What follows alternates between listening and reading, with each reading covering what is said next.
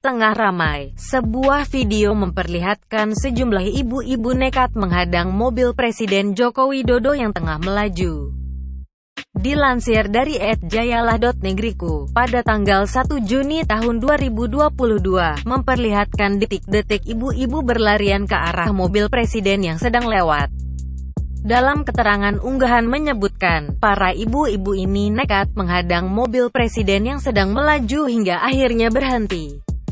Tampak kerumunan masyarakat itu menyambut Presiden dengan teriakan histeris. Pada video kedua, terlihat Jokowi turun dan menyalami warga. Beliau juga sempat memberikan beberapa potong baju.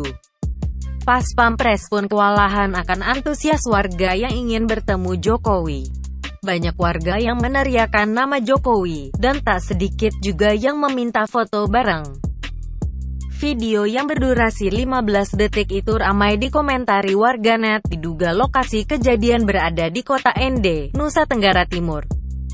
Sambil berteriak, warga terus mencoba menerobos Pas Pampres. Personel keamanan Polri dan TNI tampak sigap untuk mengamankan Presiden dan rombongan di lokasi.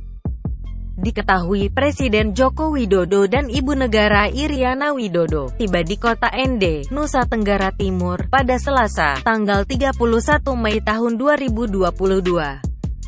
Dikutip dari Tribun Flores, Jokowi dan rombongan tiba sekitar pukul 17.30 waktu Indonesia Tengah. Beliau pun disambut meriah ribuan warga.